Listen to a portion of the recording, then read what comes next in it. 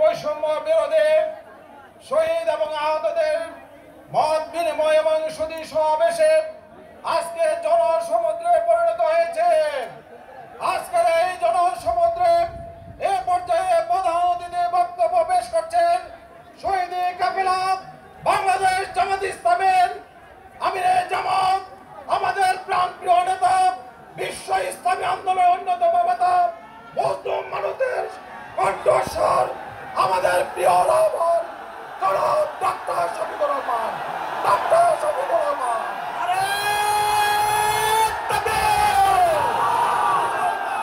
আবু সাইদ মুক্ত, শহীদের রক্ত বেঁচে যেতে দেব না। জামাত ইসলামী জিন্দাবাদ।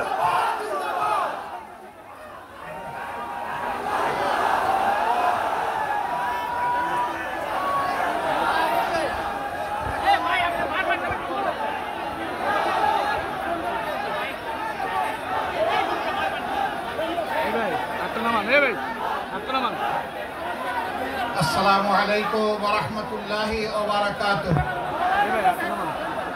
আলহামদুলিল্লাহি রাব্বিল আলামিন ওয়াসসালাতু ওয়াসসালামু আলা রাসূলিহিল কারীম ওয়া আলা আলিহি ওয়া সাহবিহি ওয়া আহলি বাইতি আজমাইন, আম্মা বাদ। বাংলাদেশ জামাতে ইসলামী গাজীপুর মহানগরী এবং জেলা শাখা কর্তৃক আয়োজিত সম্প্রতি বৈষম্য বিরোধী আন্দোলনে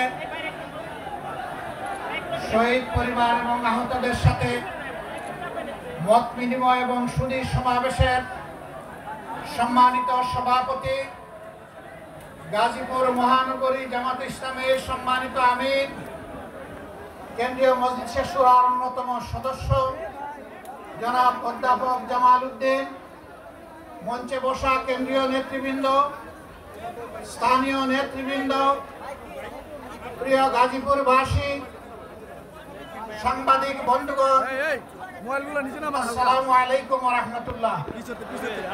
মহান রবের শুকরিয়া আদায় করছি। গতকাল পর্যন্ত মুষলধারে বৃষ্টি হয়েছে। আয়োজক বন্ধুরা আল্লাহর দরবারে চোখের পানি দিয়ে বলেছিলেন, আল্লাহ চোখের পানির ফুটা কবুল করে তোমার আসমানের ফুটাগুলাকে তুমি নিয়ন্ত্রণ করে নাও। আল্লাহ তাআলা তাদের ডাক কবুল করেছেন। অত্যন্ত সুন্দর একটি আবহাওয়া আল্লাহ আমাদেরকে উপহার দিয়েছেন, আলহামদুলিল্লাহ রাব্বিল আলামিন। আমি আমার আলোচনার সূচনায় 2009 সালের 10 জানুয়ারি আওয়ামী লীগ ক্ষমতায় আসীন হওয়ার পর থেকে 2024 সালের 4 আগস্ট পর্যন্ত, এমনকি 5ই আগস্ট পর্যন্ত দেশে আওয়ামী লীগ ঠান্ডা মাথায় যাদেরকে খুন করেছে, যাদেরকে গুম করেছে, আহত করেছে, পঙ্গু বানিয়েছে, তাদের সকলের প্রতি আমি গভীর শ্রদ্ধা নিবেদন করছি। জালিমদের হাতে যারা নিহত হয়েছেন, ঈমান নিয়ে দুনিয়া থেকে যারা বিদায় নিয়েছেন, দেশ এবং জাতির প্রতি ভালোবাসা, দেশপ্রেমকে পুঁজি করে যারা সমান্তরে লড়াই করে দুনিয়া থেকে বিদায় নিয়েছেন, মহান মনিবের দরবারে দোয়া করি আল্লাহ তাদেরকে মর্যাদাশীল শহীদ হিসাবে কবুল করুন।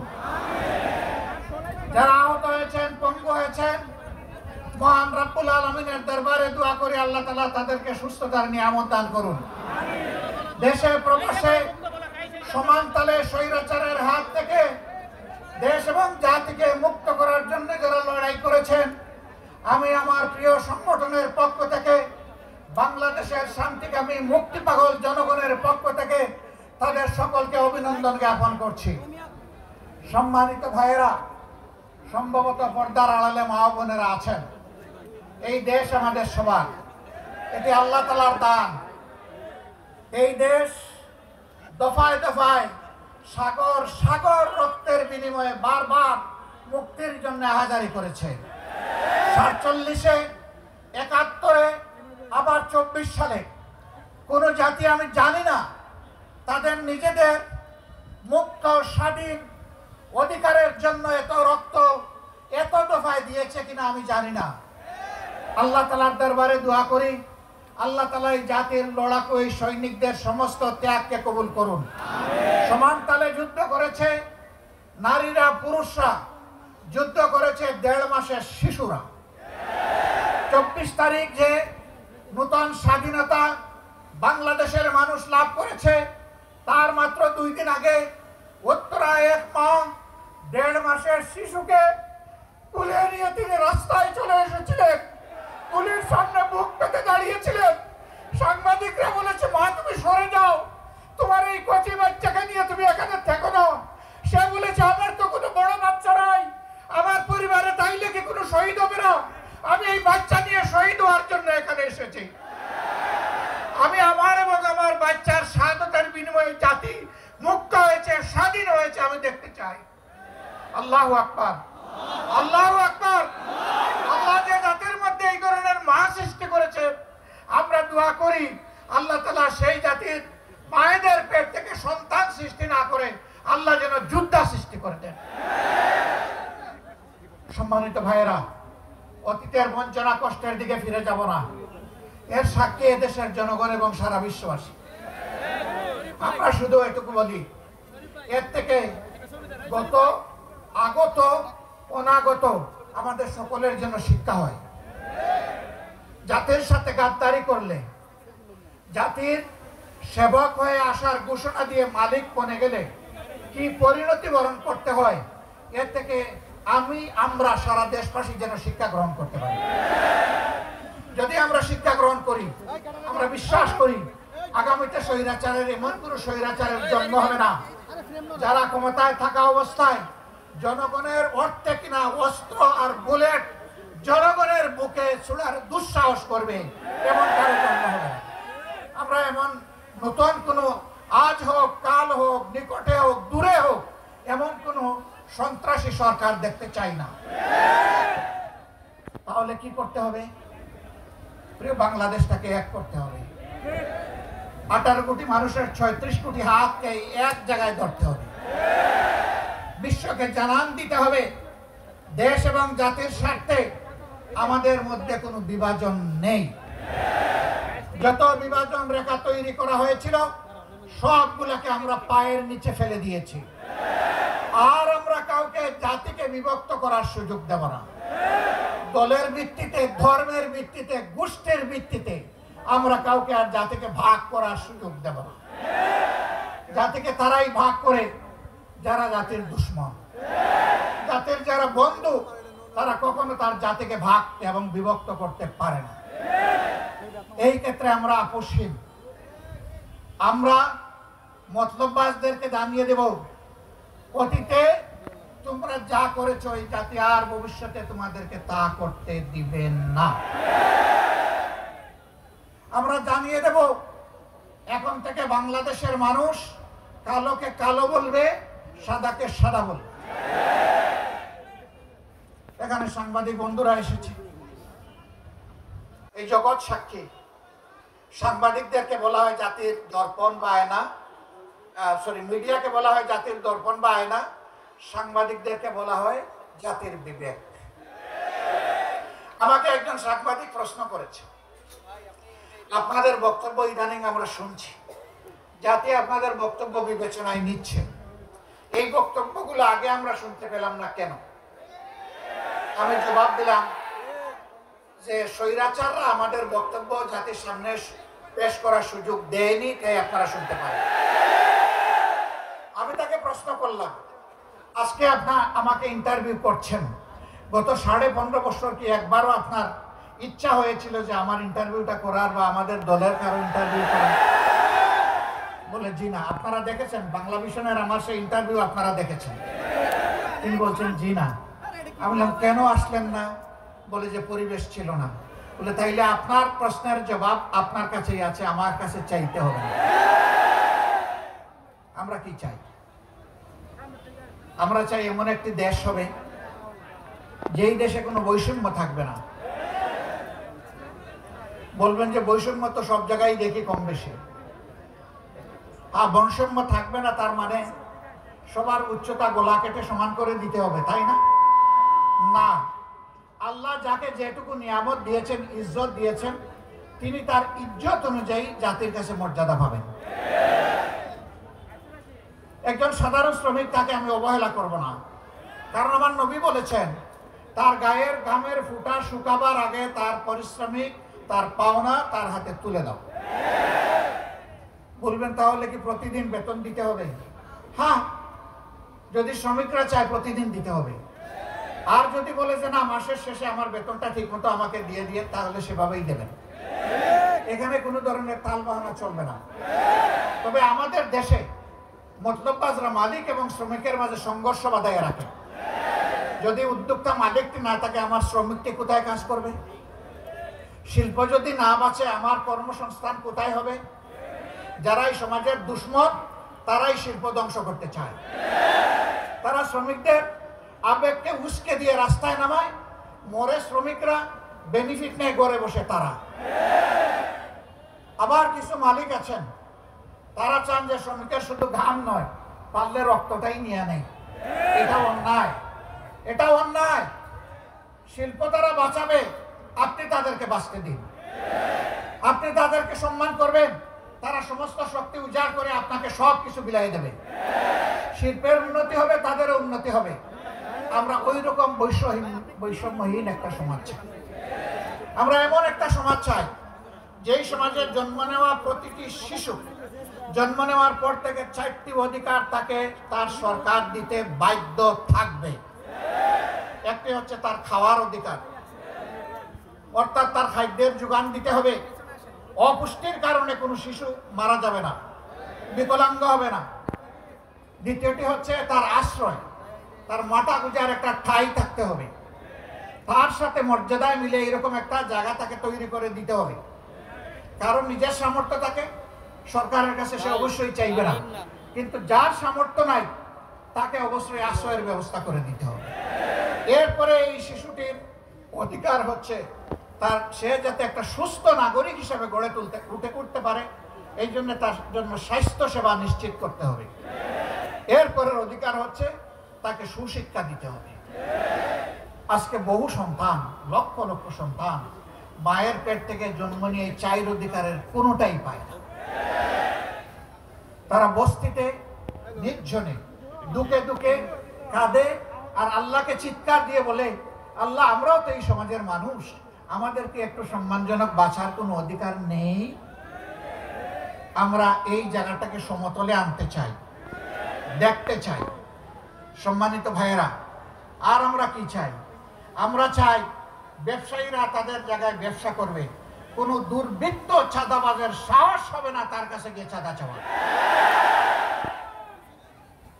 যাকে আল্লাহ তাআলা গরিবী হালতে রেখেছেন, প্রয়োজনে সে ভিক্ষা করবে, কিন্তু কোনো ক্যাডারকে এর আগে চাঁদা দিতে হবে না। সারাদিন ভিক্ষুক ভিক্ষা করবে, শ্রমিক শ্রম দিবে, কর্মচারী কাজ করবে, কর্মকর্তা কাজ করবে, কৃষক মাঠে ফসল ফলাবে, বিকালে যখন সওদা কিনতে যাবে তখন 30 টাকা কেজি দরের পেঁয়াজ 300 টাকা হবে না। বাজারে স্বস্তি থাকবে, সহনীয় দ্রব্যমূল্য থাকবে, যাতে প্রতিটি মানুষ তার সামর্থ্য অনুযায়ী স্বস্তির সাথে বসবাস করতে পারে।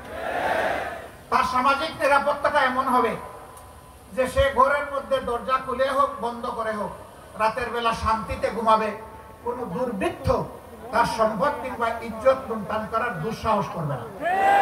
আমরা এমন একটা সমাজ চাই, আমার এমন একটা সমাজ প্রয়োজন যেই সমাজের শিক্ষিত মানুষগুলা কলমের একটু চাই কোটি কোটি হাজার কোটি টাকা জাতির কাছ থেকে লুণ্ঠন করবে না। কলম হাতে নিয়ে কলিজা তার থরথর করে কাঁপবে। আল্লাহ আমার হাতে কলম তুলে দিয়েছেন, এই কলমের জায়গায় আমি যদি বেইনসাফি করি, ইয়াউমাত তালাকে, মুলাকাতের দিন, আদালতে আখিরাতে আল্লাহ আমার কাছ থেকে কড়ায় গন্ডা হিসাব নেবেন, আর আমার জায়গা হবে জাহান্নাম। এই অনুভূতি নিয়ে রাষ্ট্রের, সমাজের প্রত্যেকটি শিক্ষিত কর্মচারী, কর্মকর্তা, ব্যক্তিটি তার দায়িত্ব পালন করবে। আমরা এখন কি দেখি, নির্বাচনের আগে যিনি এমপি ক্যান্ডিডেট তিনি পায়ে ধরে বলেন যে আপনারে আমার বাবার মতো লাগে। যারা পায়ে ধরতেছেন হুশ নাই কারে ধরতেছেন, হয়তো তিনি তার ছেলের বয়সী। বলতেছেন যে আপনার বাড়িতে আসি, আপনার সাথে পরে কথা বলবো, আসেন আপনার বাবার কবরটা আগে জিয়ারত করি। এই লোকটা বলতেছে আস্তাগফিরুল্লাহ, আমার বাবা তো এখনো জীবিত আছেন, আপনি কবর পাবেন কোথায়? নির্বাচনের সময় গিয়ে বলে যে আপনারে আমার মায়ের পেটের ভাইয়ের মতো লাগে দেখতে। নির্বাচন চলে গেলে বলে তুমি কে বেটা, শালার বেটা, এখান থেকে কালাম, এখানে আসছো কেন, কিভাবে আসছো, কে তোমাকে আসতে দিল? ও বাবা, ওর তো এখন জান বাহির হওয়ার কথা। আমরা ওই রকম ভণ্ড রাজনীতিবিদ চাই না,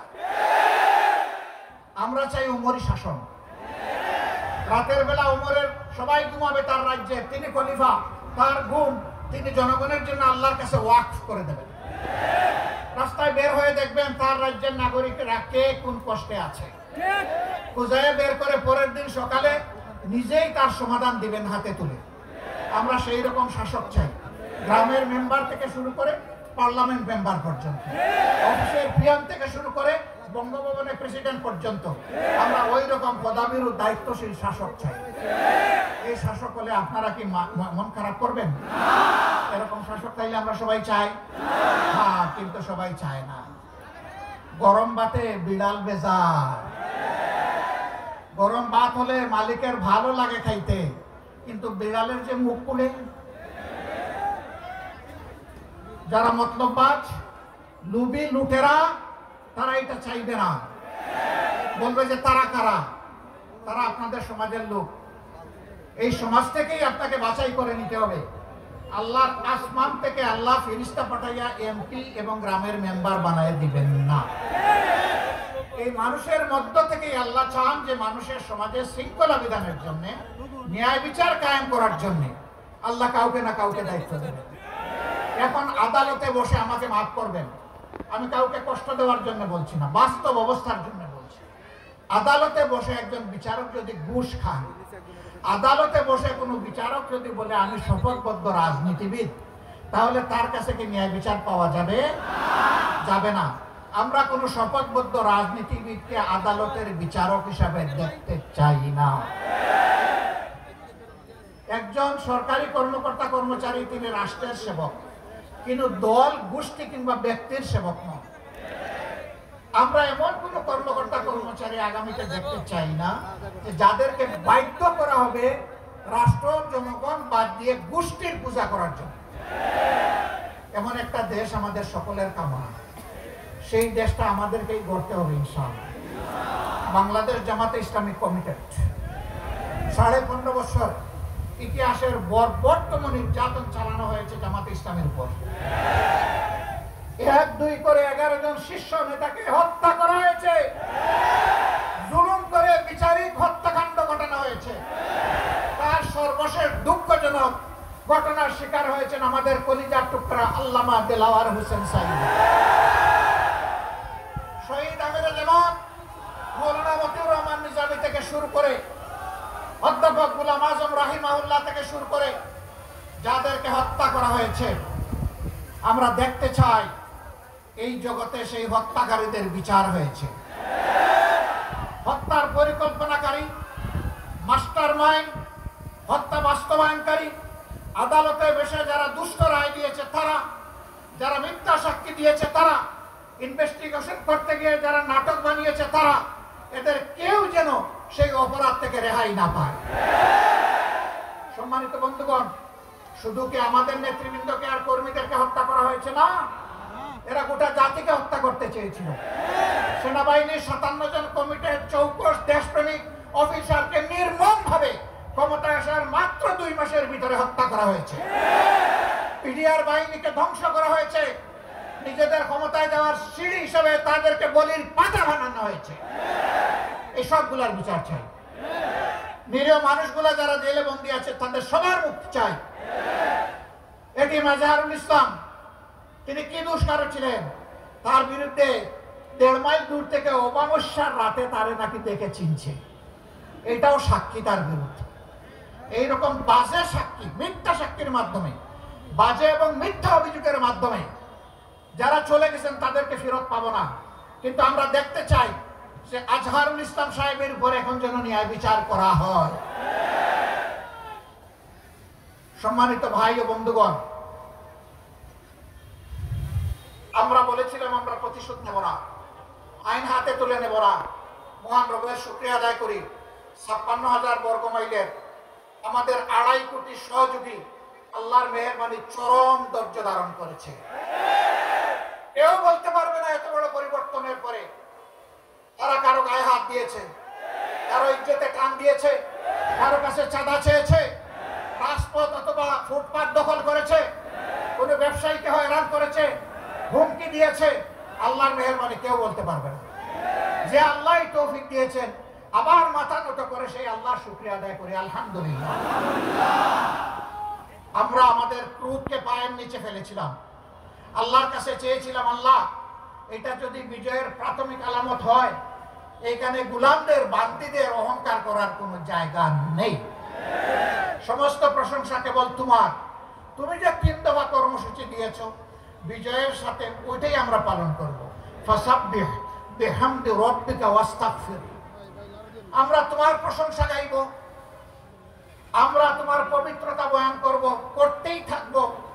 আর মানুষ হিসাবে আমাদের যত ত্রুটি বিচ্যুতি হয়েছে তার জন্য তোমার কাছে ইস্তেগফার করব, মাফ চাই। আমরা আমাদের কর্মীদেরকে বলেছিলাম যে সেজদায় পড়ুন, চোখের পানি দিয়ে খুশির সাথে আল্লাহ শুকরিয়া আদায় করুন। আমরা বলেছিলাম কমপক্ষে একটা রোজা রেখে আল্লাহ শুকরিয়া আদায় করুন। আমরা বলেছিলাম কমপক্ষে 2 রাকাত নফল নামাজ পড়ে বলেন, ও আল্লাহ সমস্ত মেহেরবানি তোমার, তোমার কাছে আমরা শুকরিয়া আদায় করছি, আর কারো কাছে নয়। আমরা বলেছিলাম নিজের তৌফিক অনুযায়ী অসহায় মানুষকে একটু সাদাকা দেন। আলহামদুলিল্লাহ, দেশে বিদেশে যত জায়গায় আমাদের সহকর্মী শুভাকাঙ্ক্ষীরা ছিলেন, তারা সবাই এই কাজ করেছেন। আমি আল্লাহ শুকরিয়া আদায় করি, আমাদের ভাই বোনদেরও আমি শুকরিয়া আদায় করি। বলবেন তাহলে এত বড় পরিবর্তনে কারো কি কোনো ভূমিকা নেই? কেন থাকবে না? 2009 সালের 26 ফেব্রুয়ারি পিলকানায় মায়েদের কান্না আল্লাহ শুনেন নাই? এখন পর্যন্ত তারা কাছে, আল্লাহ দেখেন না? সামিউন বাসির, আল্লাহ সব শুনেন এবং সব দেখেন। চোখের পানি দেখেন আর বুকের আহাজারি আল্লাহ শুনেন। তাদের থেকে শুরু করে আমরা দফায় দফায় আন্দোলন করেছি, স্বৈরাচারকে আমরা হটাতে পারিনি, এটা সত্য। কিন্তু আল্লাহ তাআলা 24-এ এনে তাদের দফা রফা করেছেন। আর এই কাজটা সম্পন্ন হয়েছে আমাদের যুব সমাজ, তরুণদের হাতে। আমরা এই বাবাদেরকে সেলিউট জানাই। আমরা দোয়া করি আল্লাহ তাআলা তাদেরকে যেন আগামীতে এই জাতির এবং দ্বীনের খেদমতের জন্য কবুল করেন। তাহলে জীবনও তাদের সার্থক, আখিরাতও তাদের সার্থক হবে ইনশাআল্লাহ। প্রিয় ভাইরা, কত দুঃখের কাহিনী আমাদেরকে সঙ্গ দিচ্ছে। আলেম ওলামা যারা মিম্বরে দাঁড়িয়ে আমাদেরকে খুতবা দেন, মেহরাবে দাঁড়িয়ে যারা ইমামতি করেন, আমরা যাদের কথা প্রাণ ভরে শুনি, আমরা চোখের পানি ফেলি, নিজেকে খুঁজে পাওয়ার চেষ্টা করি। 2013 সালের 5ই মে শাপলা চত্বরে তাদের সাথে কি আচরণটা করা হয়েছে।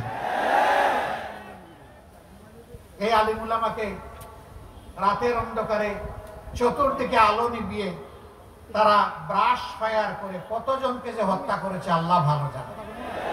তাদের লাশটাও পরে পাওয়া গেল না। পাওয়া যাবে কেমনে?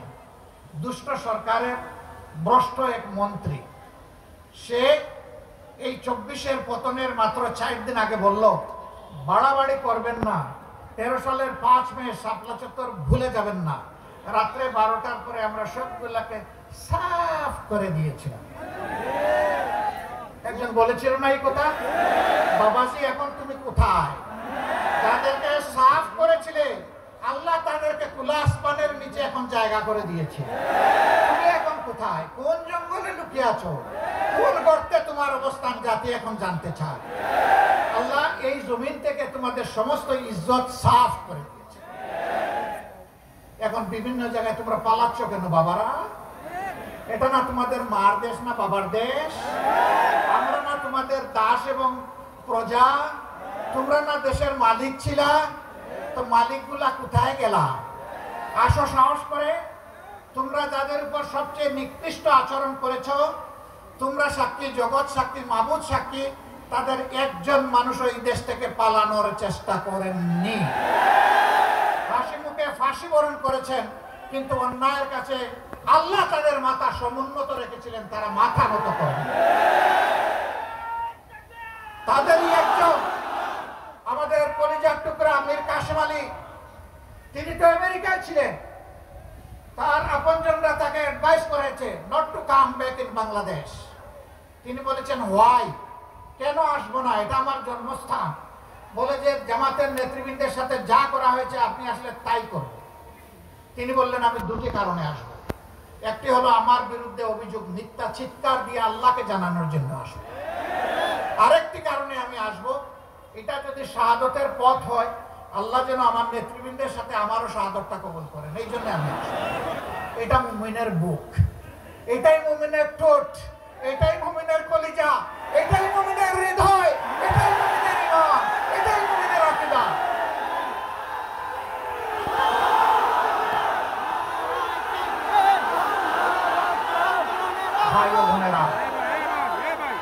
ভাই ও বোনেরা,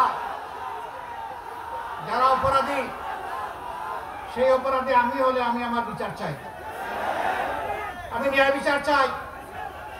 আমি যদি ফাঁসির উপযুক্ত কোনো কাজ করি আমাকে ফাঁসি দেওয়া হোক। আদালতের ন্যায়ভ্রষ্ট কোনো বিচার চাই না, কোনো দুর্বৃত্তকে আদালতের চেয়ারে আর দেখতে চাই না। যারা বিবেকের এই আমানত রক্ষা করতে পারবে তাদেরকেই আমরা আদালতের বিচারের আসনে, সম্মানিত আসনে দেখতে চাই। যারা কারো মুখের দিকে তাকাইয়া কোনো বিচার করবে না, বরঞ্চ নীতি এবং নৈতিকতার উপর, সাক্ষী এবং ফ্যাক্টের উপর, বাস্তবতার উপর যারা বিচার করবে, সেই বিচারের রায় যদি ভুল হয় তাও আল্লাহর কাছে তারা পুরস্কৃত হবে, কারণ বিচারের পদ্ধতি ছিল সঠিক। এমনকি আল্লাহ রাসূল বলেছেন আমার বিচারে কেউ নির্দোষ হয়ে যাওয়ার মানে এই নয় যে আল্লাহর বিচারেও সে নির্দোষ। আমি যা সাক্ষী প্রমাণ পাই তার ভিত্তিতে আমি রায় দেই। যদি কেউ ভুল সাক্ষীর মাধ্যমে আমার কাছ থেকে ভুল রায় আদায় করে এর জন্য সে দেয়, এবং হাসরের দিন তার ডাবল শাস্তি হবে, একটা তার পাপের শাস্তি আর একটা বিচারাঙ্গনকে প্রতারিত করার শাস্তি। সম্মানিত ভাইরা, আমরা ন্যায় বিচার চাই। এই জন্য যারাই যেখান থেকে এই জাতির উপর জুলুম করেছেন তাদের সকলের বিচার এই জাতি দেখতে চায়। যারা শহীদ হয়েছে, আমাকে সাংবাদিকরা প্রশ্ন করে আপনাদের দলের কয়জন শহীদ হয়েছে? আমি ওই যত শহীদ হয়েছে সব আমাদের দল। এটা কিভাবে বলেন? অন্য দলও তো দাবি করে, বলে আমাদের দল কোনটা জানেন? আমাদের দল হচ্ছে মানবতার দল, আমাদের দল হচ্ছে 18 কোটি মানুষের দল। 18 কোটি মানুষ যেখানে আছে আমরা ওই দলে আছি। আমরা শহীদদেরকে কোনো দলীয় ভিত্তিতে ভাগ করতে চাই না। এই শহীদরা জাতির সম্পদ, ইজ্জতের চূড়ান্ত সীমায় আমরা তাদেরকে রাখতে চাই, দেখতে চাই। কিন্তু রাষ্ট্রের দায়িত্ব আছে। যারা লড়াই করে বুকের রক্ত দিয়ে, জীবন দিয়ে, যাদের সন্তানেরা, যাদের স্বামীরা, যাদের বাবারা এই সমাজকে মুক্তি এনে দিয়ে গেছেন, এই পরিবারগুলোর প্রতি সরকারকে অবশ্যই তার নৈতিক দায়িত্ব পালন করতে হবে, জাতিকেও দায়িত্ব পালন করতে হবে। এই জাতির অংশ হিসেবে আমরা একটু দায়িত্ব পালনের চেষ্টা করেছি। আমি মাপ চাইব শহীদ পরিবারের লোকদের কাছে। আমরা আপনাদের পাশে গিয়েছি আপনাদেরকে অনুগ্রহ করার জন্য নয়, বরঞ্চ আপনাদের দোয়াটি নিয়ে আমাদের দিলটা, বুকটা শীতল করার জন্য।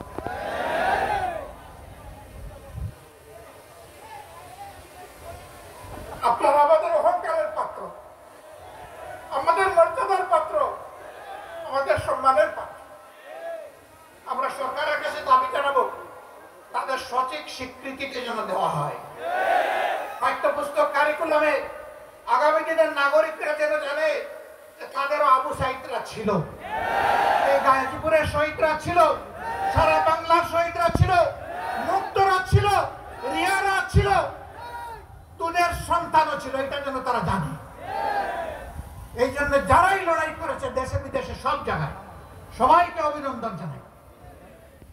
রিমিটেন্স যোদ্ধারা তারা যুদ্ধ করেছে আমাদের সাথে সমানতাল।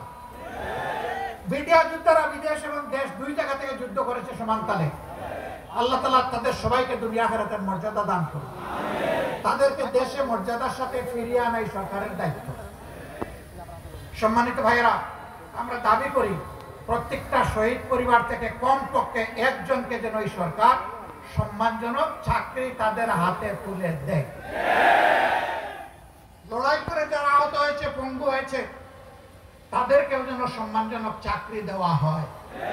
তারা যেন আজীবন কারো করুণার পাত্র হয়ে না থাকে। তার যোগ্যতার বলেই যেন সে পরিবারকে আল্লাহর সাহায্য নিয়ে সামলাতে পারে। আমরা এই দুই জায়গার দাবি অত্যন্ত স্পষ্ট রাখলাম। সরকার আশা করব আমাদের এই দাবির প্রতি তারা সম্মান প্রদর্শন করবে। সম্মানিত ভাইরা, কিন্তু আমি পরিষ্কার বলতে চাই, এরা পরিবারে চাকরি পাওয়ার জন্য অথবা কারো একটু সহযোগিতার জন্য এরা কোনো লড়াই করে নাই। এরা নিঃশর্ত লড়াই করেছে জাতিকে সম্মানিত করার জন্য। জাতির দায়িত্ব এখন এই পরিবার এবং ব্যক্তিদেরকে সম্মানিত করা, এটা করতে হবে, এর কোনো বিকল্প নেই। আমরা দল এবং ধর্মের ভিত্তিতে কোনো বিভাজন মানি না। আমি হিন্দু ভাইদের কাছে গিয়েছি, বৌদ্ধ ভাইদের কাছে গিয়েছি, খ্রিস্টান ভাইদের কাছে গিয়েছি, তাদের খোলামেলা কথা শুনেছি। আমি বলেছি, আপনারা মাইনরিটি ভাবেন কেন নিজেদেরকে? আমি জন্ম নেওয়ার কারণে আমার যে অধিকার আমার সরকারের উপর আছে, আপনাদের সমান অধিকার আছে। আপনাদের এই অধিকারের জন্য আপনারাই লড়াই করবেন, আমরাও লড়াই করবো আপনাদের সাথে। আমরা এখানে ধর্মের ভিত্তিতে কোনো বিভাজন মানব না, কোনো মেজরিটি মাইনরিটি নাই। একজন নাগরিক বাংলাদেশে জন্ম নিয়েছে, তার পরিচয় সে বাংলাদেশের নাগরিক, সে বাংলাদেশ, এটাই তার পরিচয়। অন্য কোনো পরিচয় আমরা দেখতে চাই না। হ্যাঁ, একজনের ধর্মকে অনুসরণ করবে, এটা তার ইচ্ছার ব্যাপার। সে দল কোনটা গ্রহণ করবে, এটাও তার চয়েসের ব্যাপার। এইখানে কোনো বাড়াবাড়ি এবং হস্তক্ষেপ দেখতে চাই না।